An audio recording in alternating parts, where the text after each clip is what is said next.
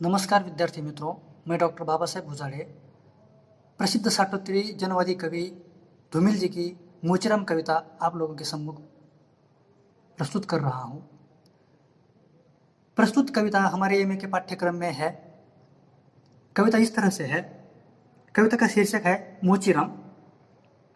रापी से उठती हुई आंखों ने मुझे क्षण भर टटोला और फिर जैसे पतियाए हुए स्वर में वह हंसते हुए बोला, बाबूजी, सच कहूँ मेरी निगाह में न कोई छोटा है न कोई बड़ा है।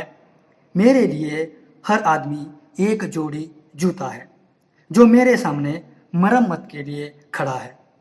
और असल बात तो यह है कि वह चाहे जो है, जैसा है, जहाँ कहीं है, आजकल कोई आदमी जूते की नाप से बाहर नहीं है।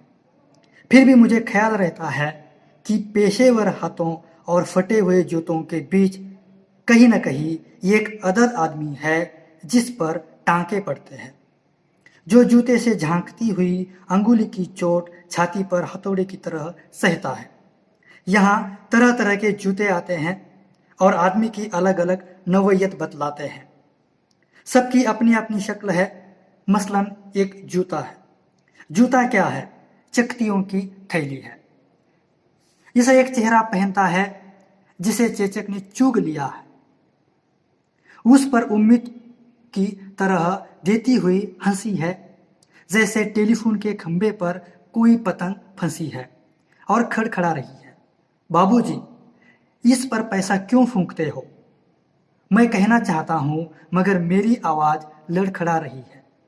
मैं महसूस करता हूँ भीतर से एक आवाज आती है, कैसे आदमी हो? अपनी जाति पर थूकते हो? आप यकीन करें, उस समय मैं चकतियों की जगह आंखें ताकता हूँ और पैसे में पड़े हुए आदमी को बड़ी मुश्किल से निभाता हूँ। एक जूता और है जिससे पैर को नाद कर एक आदमी निकलता है शहर को। न वह अक्लमंद है, न वक्त का पाबंद है। उसकी आंखों में लालच है, हाथों में घड़ी है। उसे कहीं जाना नहीं है, मगर चेहरे पर बड़ी हड़बड़ी है। वह कोई बनिया है या बिसाती है, मगर रोब ऐसा कि हिटलर का नाती है। इससे बांधो, उसे काटो, हिया ठोको, वहां पिटो, खिस्सा दो, ऐसा चमकाओ, जूते को ऐसा बनाओ। उफ, बड़ी गर्मी है। रुमाल से हवा करता है, मौसम के नाम पर बिसुरता है, सड़क पर आतियों जातियों को बानर की तरह घूरता है। गरज यह कि घंटे भर खटवाता है, मगर नामा देते वक्त साफ नट जाता है। शरीफों को लूटते हो वह गुर्राता है और कुछ सिक्के फेंक कर आगे बढ़ जाता है। अचानक चिहुक कर सड़क से उछलता है और पटरी पर चढ़ जाता है। चोट जब पेशे पर पड़ती है तो कहीं न कहीं एक चोर कील दबी रह जाती है, जो मौका पाकर उभरती है और अंगुली में गड़ती है। मगर इसका मतलब यह नहीं है कि मुझे कोई गलतफहमी है।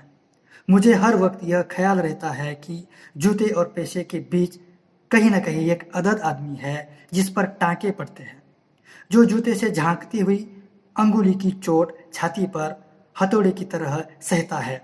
और बाबूजी, असल बात तो यह है कि जिंदा रहने के पीछे अगर सही तर्क नहीं है तो राम नामी बेचकर या रंडियों की दलाली करके रोजी कमाने में कोई फर्क नहीं है। और यह वह जगह है जहां हर आदमी अपने पेशे से छूटकर भीड़ का टमकता हुआ हिस्सा बन जाता है। सभी लोगों की तरह भाषा उसे काटती है, मौसम सताता है। अब आप इस बसंत को ही लो, यह दिन को तांत की तरह तानता है। पेड़ों पर लाल पत्तों के हजारों सुख तल्ले धूप में सिजने के लिए लटकाता है। सच कहता हूँ, उस समय रापे की मूठ को हाथ में संभलना मुश्किल हो जाता है। आंख कही जाती है, मन किसी झुंझलाए हुए बच्चे सा काम पर आने से बार बार इनकार करता है। लगता है कि चमड़े की शराफत के पीछे कोई जंगल है जो आदमी पर पेड़ से वार करता है।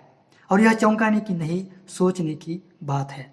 मगर जो जिंदगी को किताब से नापता है, जो असलियत और अनुभव के बीच खून के किसी कमजात मौके पर कायर है, वह बड़ी आसानी से कह सकता है कि यार तू मोची नहीं शायर है। असल में वह एक दिलचस्प गलतफहमी का शिकार है, जो यह सोचता है कि पेशा एक जाति है और भाषा पर आदमी का नहीं किसी जाति का अधिकार है, जबकि असलियत यह है कि आग सबको जलाती है, सच्चाई सबसे होकर गुजरती है। कुछ है जिन्हें शब्द मिल चुके हैं, कुछ है जो अक्षरों के आगे अंधे हैं। वे हर अन्याय को चुपचाप सहते हैं और पेट की आग से डरते हैं, जबकि मैं जानता हूं कि इनकार से भरी हुई एक चीख और एक समझदार चुप दोनों का मतलब एक है। भविष्य गढ़ने में चुप और चीख अपनी अपनी जगह एक ही किस्म से अपना अपना फर्ज अदा करते हैं। धन्यवाद।